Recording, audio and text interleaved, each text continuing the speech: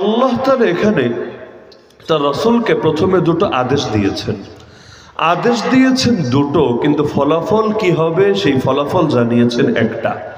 তার মানে ওই এক ফল পেতে চাইলে কাজ করতে হবে দুইটা, যদি দুইটা কাজ করে একটা ফল পাবে। আগে ফলের কথাটা বলি, কি ফল হবে? আসাল্লাহু আইয়াকুফা বাসাল্লাযিনা কাফারু, আল্লাহ তাআলা কুফরি শক্তি, এই যে দুনিয়ার মধ্যে যে সমস্ত কাফের যারা কুফরকে অবলম্বন করে রেখেছে ওদের শক্তিকে চূর্ণ করে দেবেন। ওরা ইসলামের উপর আর কোনো আগ্রাসন চালাতে পারবে না, মুসলমানের রক্তে জমিনকে রঞ্জিত করতে পারবে না।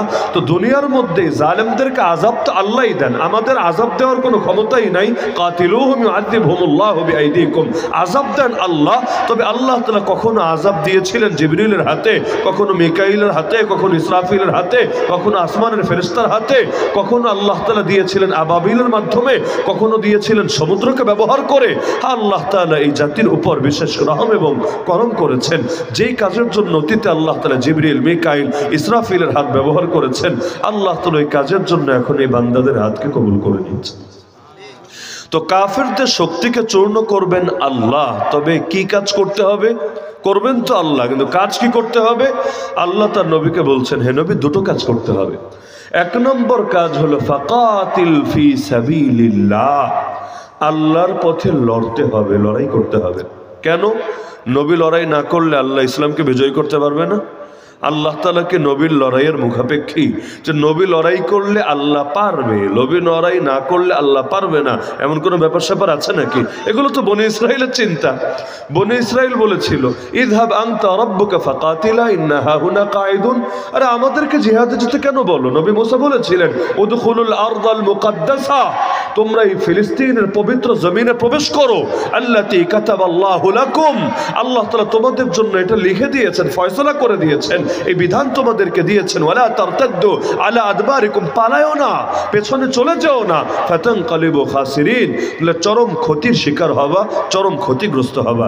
তো নবী বলেছিলেন যে তোমরা এই জমিনে প্রবেশ করো, প্রবেশ না করলে বড় বিপদে পড়বা। ওরা বলল প্রবেশ করব, করতে আপত্তি নাই, তবে ইন্না লান নাদখুলাহা, আমরা ততদিন পর্যন্ত প্রবেশ করব না মা দামু ফিহা, যতদিন তারা এখানে থাকবে। মুরব্বী আওয়াজ টানে কেন? মাইকটা ঠিক করেন, গলা বসে যাচ্ছে না? 2 মিনিটের মধ্যে 2 ঘন্টায় তো বসার কথা না। তো তারা বলল যে আমরা ততদিন পর্যন্ত প্রবেশ করব না যতদিন এই জালেমরা এলাকায় থাকবে। ইন্না ফিহা কওমান জাব্বারিন, এতে জালেমরা আছে, জালেমরা। ওয়া ইন্না লান নাদখুলাহা হাত্তা ইয়াখরুজু মিনহা, যতদিন ওরা বেরিয়ে না যাবে আমরা প্রবেশ করব না। মানে আমাদের মতো চিন্তা চেতনা আর কি, আমরাও যাব ফিলিস্তিনে। তবে কবে?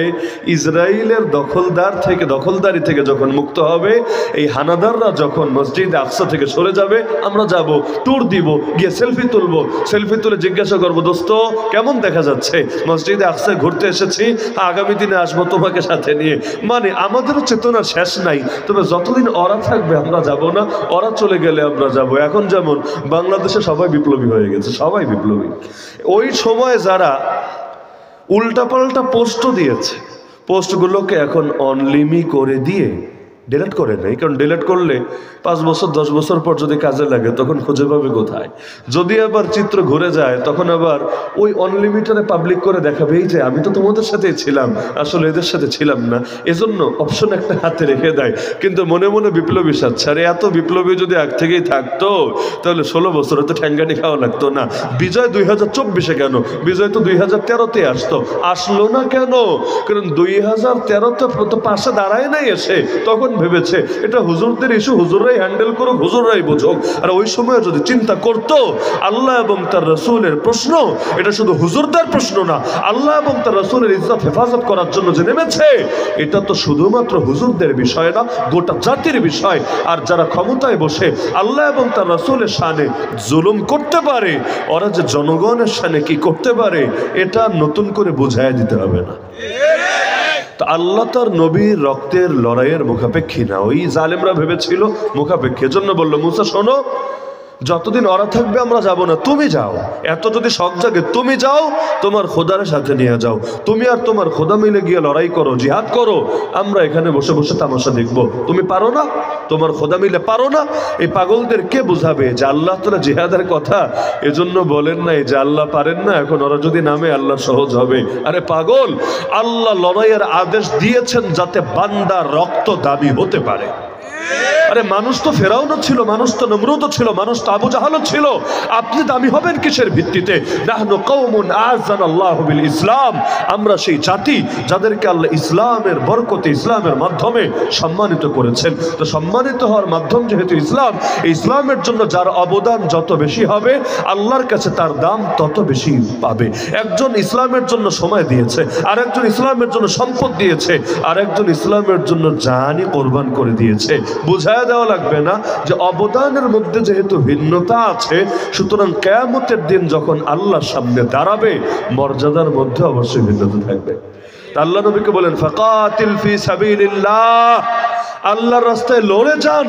লা তুকাল্লাফু ইল্লা নাফসাক, আপনি তো শুধু নিজের ব্যাপারেই দায়িত্বপ্রাপ্ত। মানে ওই যে আপনি বলছেন আসো সবাই নামাজ পড়ি, একজনও আসে না, তো কি করবেন?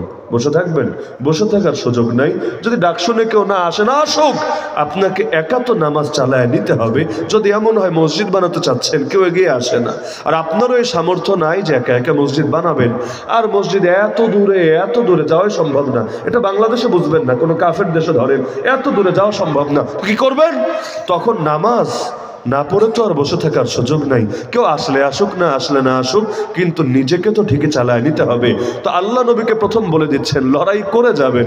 কে আসলো কে আসলো না, কে পাশে দাঁড়ালো কে দাঁড়ালো না, না এটা না, আপনি আপনার ব্যাপারে দায়িত্বশীল, আপনার লড়াই আপনি চালিয়ে যাবেন, থেমে যাবেন না, বসে যাবেন না, নিবৃত্ত হবেন না। তবে দ্বিতীয় আদেশ, ওই যে বললাম না কাজ দুইটা কিন্তু ফল একটা। ফল তো হলো আগেই বলে দিয়েছে যে আল্লাহ কাফেরদের শক্তিকে চূর্ণ করে দিবেন, আল্লাহ ইসলামকে বিজয় করে দিবেন।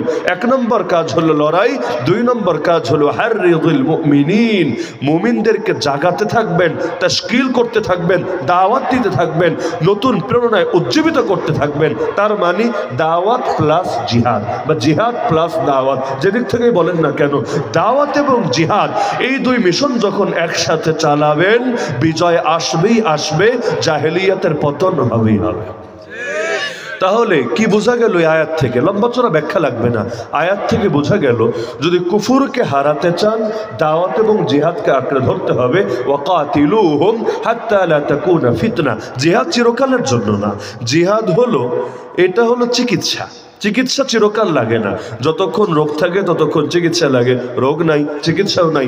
এজন্য দাজ্জাল যখন ধ্বংস হবে আর জিহাদ লাগবে না। কষ্ট করে কার বিরুদ্ধে জিহাদ করবেন? ফিতনাও নাই, জিহাদও নাই। জিহাদ হল অ্যান্টিভাইরাস, ভাইরাস যতদিন থাকবে অ্যান্টিভাইরাস পয়সা দিয়ে কিনে সেটআপ দেওয়ার প্রয়োজন পড়বে, ভাইরাসও নাই অ্যান্টিভাইরাসও নাই। বর্ডার দিয়ে কেউ ঢোকারও আশঙ্কা নাই, এত বর্ডার গার্ড পালারও কোনো প্রয়োজন নাই। আরে সব জায়গায় দারোয়ান লাগে না, কিছু জায়গা থাকে এমন এখানে দারোয়ানের প্রয়োজনই নাই। কেন? কারণ এখানে কেউ আসার কোনো রিস্কই নাই, কোনো ঝুঁকিই নাই। তাহলে ঝুঁকি থাকে যেখানে নিরাপত্তার ব্যবস্থাও নিতে হয় সেখানে। তাহলে ফিতনা যতদিন থাকবে ফিতনার মোকাবেলা করার জন্য জিহাদও থাকবে। এখন কেউ তো জিহাদেরই ফিতনা মনে করে, ওই নাস্তিক বেঈমান কিছু আছে জিহাদকেই ফিতনা মনে করে, অথচ জিহাদ এসেছে মূলত ফিতনা দমনের জন্য। যেমন ধরেন ডাকাতের হাতেও ছুরি, ডাক্তারের হাতেও ছুরি, দুই ছুরি এক না। খুনির হাতেও বন্দুক, পুলিশের হাতেও বন্দুক, দুই বন্দুক এক না। পুলিশের হাতের বন্দুক মূলত খুনির বন্দুককে কেড়ে নেওয়ার জন্য, খুনির বন্দুককে কিভাবে তাকে এটা ব্যবহার থেকে বিরত রাখা যায় এবং তাকে বিচারের আওতায় আনা যায় এটা নিশ্চিত করার জন্য। তো জিহাদ কেন? জিহাদ হলো আল্লাহর জমিন, আল্লাহর দ্বীনের হেফাজতের জন্য, এবং যা কিছু বাধা আসবে ওই বাধাগুলো থেকে এগুলোকে নিশ্চিতভাবে প্রোটেকশন দেওয়ার জন্য। জিহাদ নাই বলেই মসজিদ আকসা দখলে চলে গেছে। বলবে না জিহাদ করছে তো, হ্যাঁ করছে বটে, এখনো করছে বটে বলেই তো এখনো পর্যন্ত ভেঙে মন্দির বানাতে পারে নাই। তবে কয়জন মিলে করছে? দুনিয়ায় মুসলমান আছে 200 কোটি, তাহলে 1 কোটি ইহুদি আজও পর্যন্ত মসজিদ আকসা দখল করে রাখলো কিভাবে? 200 কোটি মিলে কি পারে না নিজেদের প্রথম কেবলাকে মুক্ত করে আনতে? বাবরি মসজিদ ভেঙে রাম মন্দির বানিয়েছে, জ্ঞানব্যাপী মসজিদ ভাঙার চেষ্টায় আছে। উত্তরপ্রদেশে আরো কয়েকটা মসজিদকে টার্গেট করেছে। এক মসজিদ তো রক্ষার জন্য এই গত 2 সপ্তাহ আগে 3 জন মুসলমান শহীদ হয়ে গিয়েছে। এমনকি আজমির শরীফকে পর্যন্ত বরবাদ করে দিতে যাচ্ছে। এই যে 20 কোটির বেশি মুসলমান আছে ইন্ডিয়ায়, 14 কোটির বেশি আছে বাংলাদেশে, পাকিস্তানেও আছে কত, এরা সবাই মিলে কি সক্ষম না আল্লাহর ঘরগুলো হেফাজত করার? অবশ্যই সক্ষম, কিন্তু ওই লড়াইয়ের মানসিকতা তো থাকতে হবে। আরে আরাকানে রোহিঙ্গা কয়জন? 10 লাখ আছে বাংলাদেশে, আরো সবটা মিলে ধরেন 20 লাখ 30 লাখই ধরলাম।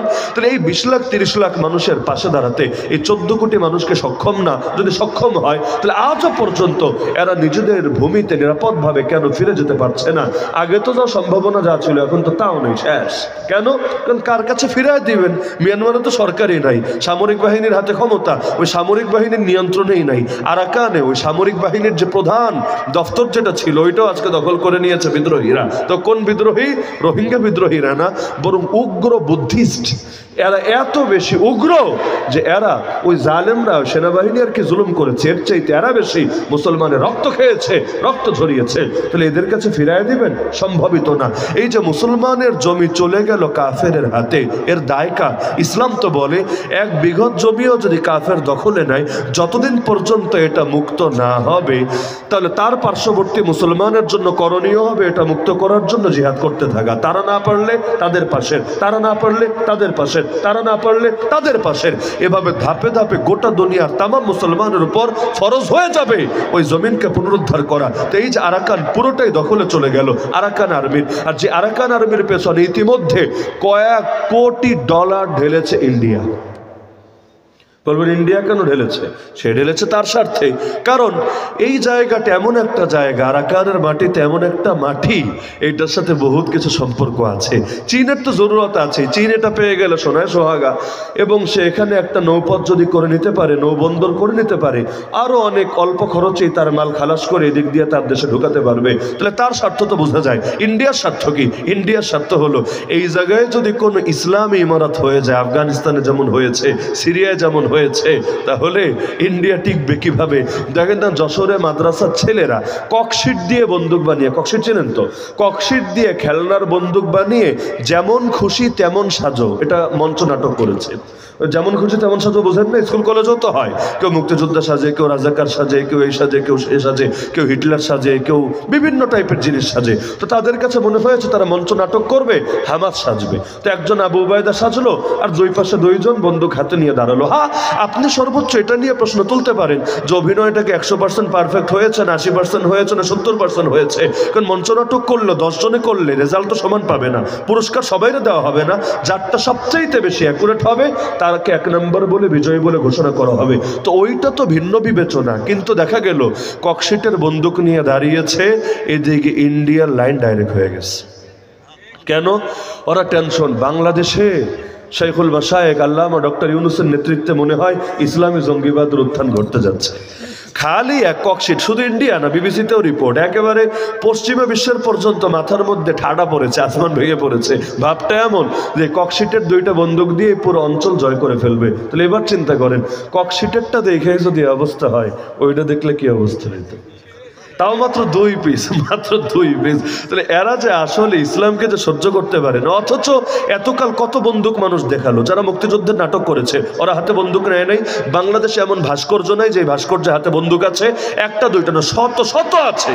তো এতকাল এত বন্দুক দেখলো, কই কারো তো চেতনায় লাগলো না। এমনকি গান বানালো যে মোরা একটি মুখের হাসির জন্য অস্ত্র ধরি, কই কেউ তো বললো অস্ত্র ধরবি কেন, ছি ছি, এটা তো জঙ্গিবাদ, এটা তো উগ্রবাদ, বললো না। তার মানে সবই ঠিক আছে, সব জায়গায় সব কিছু মানবে, কিন্তু ইসলামের বিজয় কোনোভাবে মেনে নেবে না।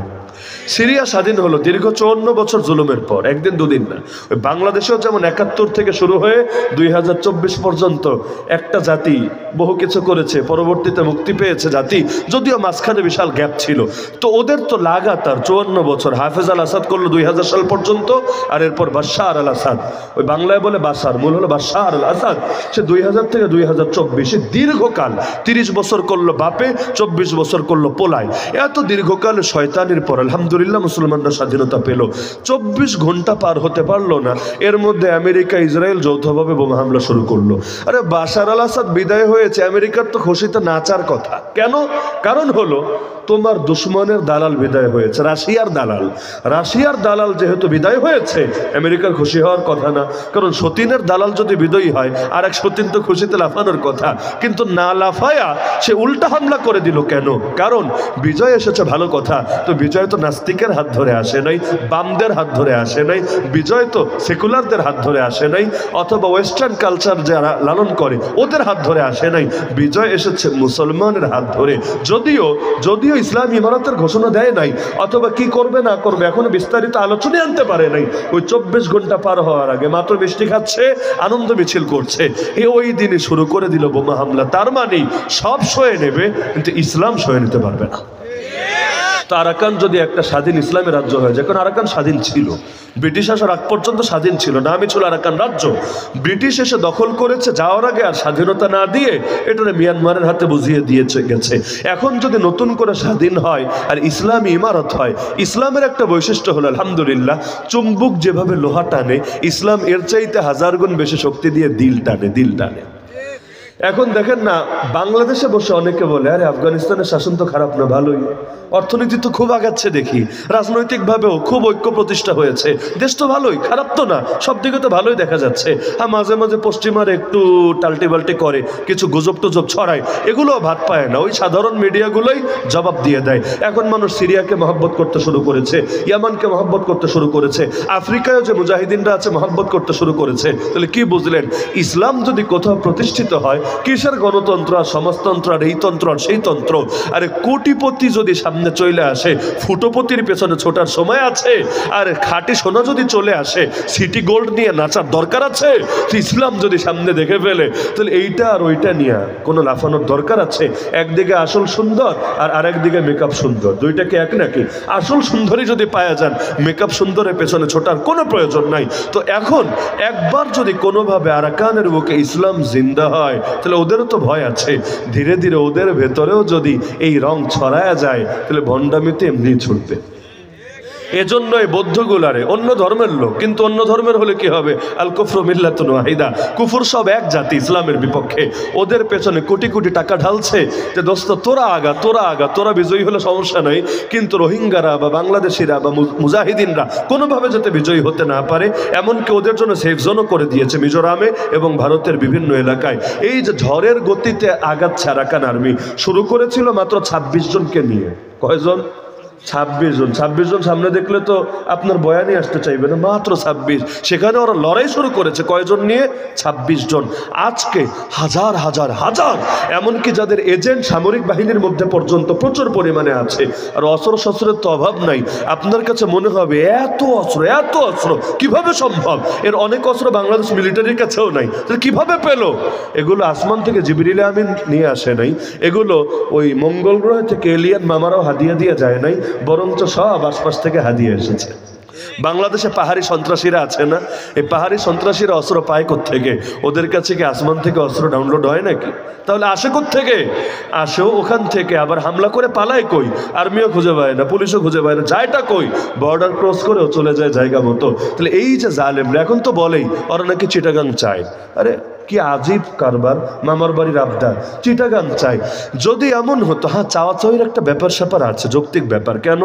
ঘরের মেয়ে পরের কাছে গিয়েছে, টুকটাক তো চাইতেই পারে, এটা স্বাভাবিক ব্যাপার। বিভিন্ন এলাকায় বিভিন্ন কালচার থাকে, অনেক এলাকায় রমজান ইফতারি দেওয়া লাগে, অনেক এলাকায় হলো ফলের মৌসুমে ফল দেওয়া লাগে, চাইতে পারে, অস্বাভাবিক না। কিন্তু একটাবার তো চিন্তা করা দরকার, মেয়ে তো পালিয়ে গিয়েছে, পালিয়ে গেলে যৌতুকের মাসালা থাকে না। এটা যখন ওই পারিবারিকভাবে হয়, খুশির সাথে দেয়, তখন না যৌতুকের মাসালা আসে। হ্যাঁ, পালিয়ে গেলেও দিলে তো আমাদের একটা পেরেশানি থাকে, আসলে আছে, যে ঘরের মেয়ে পরের কাছে গিয়ে কি খাচ্ছে না খাচ্ছে, কিভাবে আছে না আছে। যদি ফিরে আসতো ঘরে, কতই না ভালো হতো, আমরাও রিসিভ করে নিতাম তাকে সাদর চিত্তে। কারণ যদি না আসে, এতগুলো খুনের বিচার হবে কিভাবে? যদি না আসে, আমার ভাইয়ের রক্তের বদলা নেওয়া হবে কিভাবে? তার চাইতে তো বড় ভয় লাগে যে আল্লাহর বান্দি কখনো নিজে আড়াল রাখতে পারে না, না, তাহাজ্জুদ পড়লেও এর ছবি ভাইরাল হয়ে যায়। এমনকি আল্লাহর কাছে বছরে একটা বার ওই ইজতেমার ময়দানে বা বিভিন্ন জায়গায় হাত তুলে কাঁদলে যেই মুহূর্তে চোখে পানি বের হয়, আসল পানি হোক আর যেমনি বের করুক না কেন, যেই মুহূর্তে পানি বের হয় ওই মুহূর্তে ক্লিক চলে আসে। এত পরিমাণ আলহামদুলিল্লাহ যিনি ভাইরাল হতে পছন্দ করেন এবং ভাইরাল থাকেন, 16ই ডিসেম্বরের মতো মহান দিবস চলে যায়, কিন্তু একটা নজর তিনি সামনে আসেন না। মাঝে মাঝে রেকর্ড পাঠান, কিন্তু চেহারা মোবারকটা দেখান না। মাঝে মাঝে তো ভয় লাগে আসলে কি আছে এটা দুনিয়া থেকেই গেছে, আর রেকর্ডগুলো এআই দিয়ে চালাচ্ছে কিনা এই আশঙ্কাও তো লাগে। তো এখন মামার বাড়ির আবদার পেয়েছে পুরো বাংলাদেশটা গিলে খাবে, বলে না?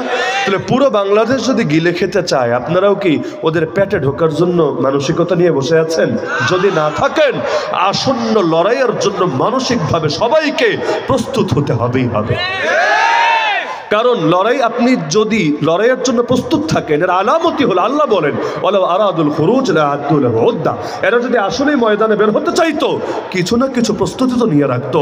কারণ প্রস্তুতি গ্রহণ করাকেও ফরজ করে দেওয়া হয়েছে, ওয়া আইদ্দু লাহুম মাসতাতাতুম মিন কুওয়া, আর তোমরা ওদের জন্য যতটুকু পারো, সাধ্য যতটুকু আছে অতটুকু শক্তি অন্তত প্রস্তুত করে রাখো। তাহলে এই আয়াত থেকে আমাদের জন্য শিক্ষণীয় এটা যে দাওয়াতের মেহনত তো করতেই থাকবো, কিন্তু চূড়ান্ত লড়াইয়ের জন্য মানসিকভাবে প্রস্তুত থাকতে হবে।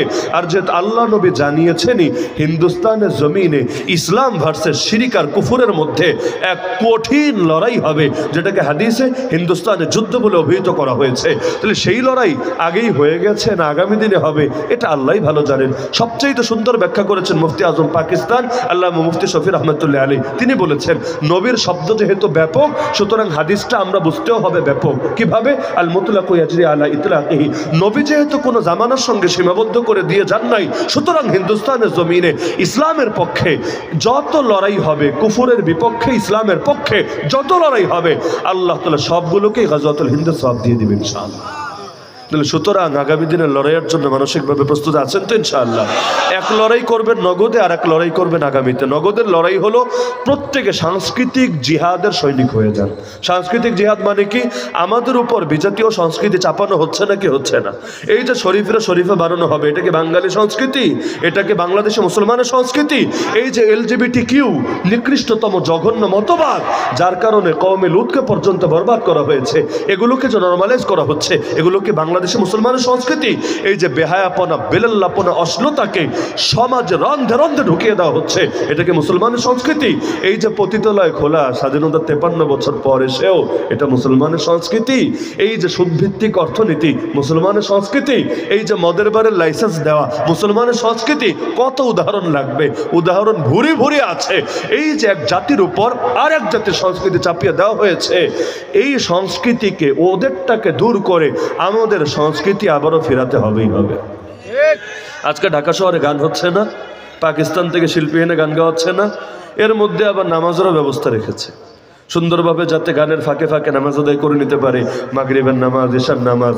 মানেটা কি? মানে হইল সংস্কৃতি তো অন্যটা চাপাবে, সবগুলোরে মিলে জগা খিচুড়ি পাকায়া লাস্টে গিয়া ওই বাদশাহ আকবরের দিন এলাহির মতো 1 চামচ ইসলাম আর 2 চামচ বিজাতীয় সংস্কৃতি মিলাইয়া এমন একটা শরবত খাওয়াবে, কোনোদিন যাতে তওবা আর নসিবে না জোটে। কারণ পাপ করলে তো অন্তরে পাপ বোধ থাকে, পাপের সঙ্গে যদি ভালো কিছু মিশায়া এটারে ভালো রূপ দিয়া চালায়া দেওয়া যায়, অন্তত আর যাই করুক কোনোদিন তো তওবা করবে না। কারণ এটা যে পাপ ও তো মনেই করে না। এই মমতাজরা তওবা করবে এটা স্বপ্নেও কি ভাবা যায়? কেন? কারণ একদিকে বলে শিয়াশিত্তা পড়েছি, তো তোর শিয়াশিত্তা কি তোরে গান বাজনা শেখাইছে? তোর শিয়াশিত্তা কি তোরে বেপরদাগিরি শেখাইছে? না। এখন শিয়াশিত্তা পরেই যে গান গাচ্ছে, আবার ইউসুফ জুলাইখা নিয়েও বিভিন্ন রসিয়ে নবীদের শানে গোস্তাখি আর বেয়াদবি করছে, ও তওবা করবে কেন? ও তো বুঝতেই পারছে না যে নবীর শানে বেয়াদবি করে ইতিমধ্যে দুনিয়াতে বেঁচে থাকার অধিকারী হারিয়ে ফেলেছে। তো এজন্য সাংস্কৃতিক ময়দানে সৈনিক হতে হবে সবাইকে। এই লাইনে আপোষকামিতার কোনো সুযোগ নাই। বাংলাদেশের অধিকাংশ মানুষ দিলের মধ্যে শিরিক লালন করে, অধিকাংশ মানুষ। বলবেন কিভাবে? বাংলাদেশ ইসলাম কায়েমের পথে সবচাইতে বড় বাধা বাঙালি মুসলমান। সবচাইতে বড় বাধা রওনা, সবচাইতে বড় বাধা সিআইএ, সবচাইতে বড় বাধা মোসাদ না, সবচাইতে বড় বাধা এই জাতির সদস্যরা। বলবেন কেন? এরাই তো ইসলাম চায় না, এরাই তো ইসলাম চায় না। চায় না তো চায় না, আওয়াজটাই শুনতে পছন্দ করে না। এরা ভাবে ইসলাম থাকবে মসজিদে, মাদ্রাসায়, মাহফিল আর খানকায়, বাকি কোনো জায়গায় ইসলাম থাকবে না। আল্লাহকে কোণঠাসা করে রেখেছে, আল্লাহ রসুলের আদর্শকে কোণঠাসা করে রেখেছে। রাজনীতিতে আল্লাহ চলবে না, অর্থনীতিতে আল্লাহ চলবে না, বিচার আচারে আল্লাহ চলবে না, আইন কানুনে আল্লাহ চলবে না, শিক্ষা দীক্ষা আল্লাহ চলবে না, সভ্যতা আল্লাহ চলবে না, সংস্কৃতিতে আল্লাহ চলবে না। তো ইসলাম চলবেটা কোথায়? আল্লাহর আদর্শ চলবেটা কোথায়?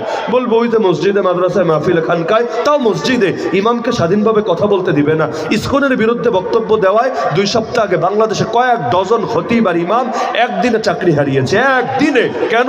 ইসকনের বিরুদ্ধে বয়ান করেছে। আর মাহফিলের মধ্যে যে কি পরিমাণ গোস্তাখি, বেয়াদবি হয় উলামায়ে কেরামের শানে, বিগত দিনে তো সকলের দেখার তৌফিক হয়েছে। এমনকি এখনো যে বন্ধ হয়েছে তা না, আগে তো মাহফিলে ঝামেলা করতো, এখন তো রাস্তায় রাস্তায় হামলা করে। ইতিমধ্যে এমনকি শুধু গত রাত্রে বাংলাদেশে অন্তত 1 ডজন বক্তার উপর হামলা হয়েছে, অন্তত 1 ডজন। এবং আলহামদুলিল্লাহ আল্লাহ হেফাজত করেছে, কারণ পরিস্থিতি খারাপ হয়, মোটামুটি সবাই সতর্ক আছে। এখন এটাকে ডাকাতের হামলা নাকি টার্গেটকৃত হামলা কেমনে বলবেন? ছাত্র আন্দোলন যারা করেছে এর মধ্যেও তো 3 জন ইতিমধ্যে শহীদ।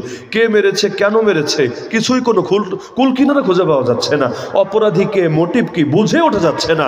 আর রয়ের এক আনঅফিসিয়াল মুখপাত্র তো ইন্ডিয়ায় বসে এক চ্যানেলকে সাক্ষাৎকার দিয়েছে যে 20 জানুয়ারিটা খালি যাক, ট্রাম্প খালি শপথ গ্রহণ তো করেছে, এখন দায়িত্বটা আসুক, মানে চূড়ান্ত ভাবে দায়িত্বটা বুঝে পাক।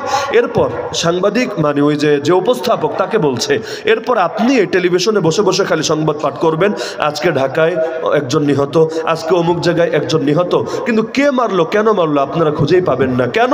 কারণ দিল্লির বিপক্ষে যারা যায় এদের পরিণতি এছাড়া কিছু হয় না। তার এই বাক্য শুনলে কিন্তু আর বুঝতে বাকি থাকে না বাংলাদেশে আগামী দিনে ওরা কি করতে চাচ্ছে।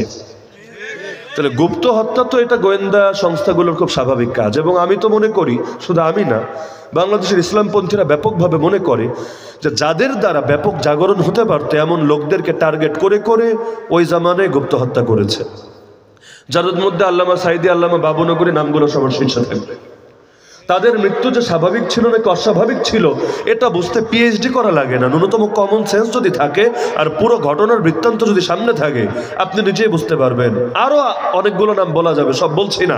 আমাদের জাতির রাহবার, শীর্ষস্থানীয় মুরব্বী টার্গেট করে করে কিভাবে শেষ করা হয়েছে।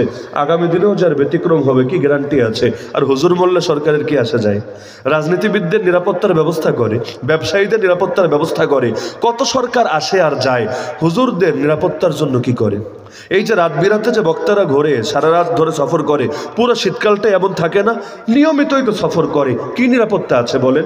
গতকাল আমি নিজে যেই রাস্তা দিয়ে এসেছি, অর্থাৎ ময়মনসিংহ থেকে আমি ফিরেছি ঢাকায়, যারা ঢাকা থেকে গাজীপুর চৌরাস্তা পার হয়ে রাজেন্দ্রপুর গিয়েছে, রাত 1টায় তো এক বক্তা লাইভও দিয়েছে, কেউ কেউ হয়তো দেখেছেন, পরাপর একেবারে টানা 10-15টা গাড়ির উপর পরাপর চাইনিজ কোরাল ছুঁড়ে মেরেছে। এদের মধ্যে যারা থামে নাই তাদের হালতগুলো লাইভের মধ্যে তুলে ধরেছে, যারা থেমেছে এদের কপালে কি নেমে এসেছে আল্লাহ ভালো জানে। এর কিছুক্ষণ পর তো আমি আসলাম, প্রায় ঘন্টাখানিক পর আমি যখন আসলাম তখন দেখলাম আর্মি সেখানে অবস্থান নিয়েছে, অর্থাৎ খবর হয়তো গিয়েছে, 999 হয়তো কেউ কল দিয়েছে, তারা এসে অবস্থান নিয়েছে। তো এভাবে কয়দিন। আরেকজন গতকালই লক্ষ্মীপুর ওই রামগঞ্জ একটা এলাকা আছে, সেখান থেকে ফেরার পথে ব্যাস লুটপাটের শিকার হয়েছে। মিরপুরি কয়দিন আগে, মিরপুর 1 নম্বরে লাভ রোড একটা রোড আছে, সেখানে এক আলোচককে আটকে রেখে জিনিসপাতি রেখে দিয়েছে। তাহলে এইটাই মানে ডাকাতি তো ডাকাতি, এক হলো মাল নিয়ে চলে গেল, তাও তো চলে, কিন্তু এইটাই যে ভয়াবহ রূপ ধারণ করবে না কি গ্যারান্টি আছে? অথচ এই শীর্ষস্থানীয় আলেম, সাধারণ আলেম বাদে দিলাম, আমাদের কথা বাদে দিলাম, যারা গোটা জাতির রাহবার, পুরো জাতির নেতৃত্ব দিচ্ছে, তাদের নিরাপত্তার জন্য সরকারের কি উদ্যোগ আছে? তারা যদি একটা গানম্যান রাখতে চায়, এর জন্য যদি লাইসেন্সের আবেদন করে, 100 বছর পার হলেও লাইসেন্স দেবে না। এটার কোনো ফিকিরে কোনো সিস্টেমে রাখে নাই, সব বন্ধ করে দিয়ে রেখেছে। কেন? কারণ হুজুর মূল্য ওদের কিচ্ছু আসা যায় না, হুজুরদের প্রাণের ন্যূনতম মূল্য ওদের কাছে থাকে না। এজন্যই তো দেখেন না 2013-তে হুজুররা মায়ের খেয়েছে, গোটা জাতি বসে বসে তামাশা দেখেছে। কেন রে? জুলুমের বিরুদ্ধে তখন সবাই একসঙ্গে গর্জে উঠতে পারলি না? ওই দিন যদি গর্জে উঠতি 2024 পর্যন্ত তোদের কপালেও এই ঘন ঘটা নেমে আসতো না। তাহলে সুতরাং লড়াইয়ের জন্য, আসন্ন লড়াইয়ের জন্য মানসিকভাবে প্রস্তুত থাকেন। যেই দিন গিয়েছে বহু ভালো গিয়েছে, মানে বিগত আমলের কথা বলছি না, কিয়ামতের সিস্টেমটাই এমন। নবীর জামানা থেকে যত দূরত্ব বাড়বে ফিতনা মোটেও কমবে না, ফিতনা বাড়বে। হ্যাঁ, ওয়ালপেপার চেঞ্জ হবে, থিম একই থাকবে, ওয়ালপেপার চেঞ্জ হবে, এক এক সময় এক এক রূপ ধরে আসবে, কিন্তু মুসলমানের জন্য গোটা দুনিয়াটা জেলখানায় পরিণত হয়ে থাকবে। এজন্য সবাইকে দাওয়াত দিচ্ছি, শারীরিকভাবে প্রস্তুত হন, মানসিকভাবেও প্রস্তুত হন, জ্ঞানগতভাবেও প্রস্তুত হন, সাংস্কৃতিক যুদ্ধেরও সৈনিক হন, আর চূড়ান্তভাবে যদি সামরিক যুদ্ধেও নামা লাগে এর জন্য এখন থেকেই নিজেদেরকে গড়ে তোলেন, প্রস্তুত রাখেন। পারবেন না ইনশাআল্লাহ? পারবেন না ইনশাআল্লাহ? কারণ সিকিম গিলে খেয়েছে, হায়দ্রাবাদ গিলে খেয়েছে, হে বাংলাদেশ যে গিলে খেতে চাইবে না, এত ভরসা রাখে কিভাবে? যদিও পারবে না ইনশাআল্লাহ, কারণ আমাদেরকে গিলতে আসলে ওদেরকে গেলার জন্য বহুজন বসে আছে, সুযোগের অপেক্ষায় আছে। তোরা ঢুকবি আমাদের দিকে, তোদের মধ্যে ঢোকারও আশপাশেও বহুত আছে, আর তোদের মধ্যে এই পরিমাণ বিদ্রোহী আছে, তো ইনশাআল্লাহ আমাদেরকে ভাঙতে আসলে তোরাই যাবি ভেঙে টুকরা টুকরা হয়ে। কিন্তু তারপরও নিজেরা যদি প্রস্তুত না হন তাহলে কাম তো আর অন্য কেউ এসে করে দিয়ে যাবে না, নিজের কাজ নিজেকেই করতে হয় ইনশাআল্লাহ। তাহলে আগামীর বাংলাদেশ আল্লাহ যদি চান ইসলামের বাংলাদেশ হবে। এই যে আমাদের ভাই শহীদ সাইফুল ইসলাম আলিফকে শহীদ করা হলো, চিন্ময় দাস ব্রহ্মচারীকে গ্রেফতার করা হলো, এটাকে কেন্দ্র করে যা কিছু হলো, এইটার তদন্ত করার জন্য সরকার একটা কমিশন বানিয়ে দিয়েছিল। আজকে যারা সংবাদ দেখেছেন জানার কথা, ওই কমিশনের যাদেরকে দায়িত্ব দিয়েছে তদন্ত করার, যদিও এটা তদন্ত করা জটিল কোনো ব্যাপার না, সিসিটিভি ফুটেজ আছে, পর্যাপ্ত সাক্ষী আছে, মোটেও জটিল ব্যাপার না। আর যেটা ভাইরাল টপিক, এখানে তদন্তে যদি আপনি রিপোর্ট দেন আপনারও খুব বেশি রিস্ক থাকার কথা না। কেন? কারণ সবাই এখানে সাক্ষী, তদন্ত আপনার করা লাগবে না, গোটা জাতি তদন্ত করে রেখেছে। কিন্তু দেখা গেল আজ রিপোর্ট এসেছে কমিশনের প্রতিটা সদস্য, একজনও বাদ নাই, প্রতিটা সদস্য আবেদন করেছে আমরা আর কাজ করব না, আমাদেরকে অব্যাহতি দেন। বিষয়টাকে স্বাভাবিক মনে হয়? এই চিন্ময়ের বিরুদ্ধে রিপোর্ট দিতে রাজি হচ্ছে না কেন? সবাইকে পদত্যাগ করতে হলো কেন? অব্যাহতি নিতে হলো কেন? তার মানে খুব স্বাভাবিক ব্যাপার যে এখনো পর্যন্ত শয়তানি দূর হয় নাই, হয়তো তাদেরকে হুমকি দেওয়া হয়েছে, তাদের ফ্যামিলি ঝুঁকির মুখে পড়েছে। আরে সবাই তো ভীরু হয় না, কেউ কেউ তো সাহসীও থাকে, কিন্তু একটা লোকও সাহসী এখানে সাহসের প্রমাণ দিতে পারলো না। তার মানে প্রত্যেককে এই পরিমাণ বিপদে ফেলা হয়েছে, ইচ্ছায় অনিচ্ছায় তাদেরকে দায়িত্ব থেকে সরতে হয়েছে। কেন সরছে এই ব্যাখ্যাটা স্পষ্ট দিচ্ছে না। তার মানে কি পরিমাণ জটিলতা আক্রান্ত হয়ে আছে। আপনাদের মনে থাকার কথা, বিগত দিনগুলোতে ফ্যাসিবাদের আমলে বাংলাদেশে, আমি নাম নিতে চাচ্ছি না, একদম নাম বললে সবাই চিনবে, পুরো বাংলাদেশে আলোচিত এমন দু একজন ধর্মীয় আলোচকও কিন্তু গুম হয়েছিল, মনে আছে কিনা? দীর্ঘদিন পর তারা বেরো হয়ে এসেছিল, কিন্তু বেরো হয়ে স্বীকারই করতে পারে নাই যে তারা গুম হয়েছিল। মানে যে গুম যে হয়েছে, মানুষ এটাকে নাটক বলে চালাচ্ছে, মিডিয়াও বিভিন্নভাবে ট্রোল করছে, তো গুম যে হয়েছে মানে এই কথাটা যে বলবে ওই হিম্মত নাই। কেন?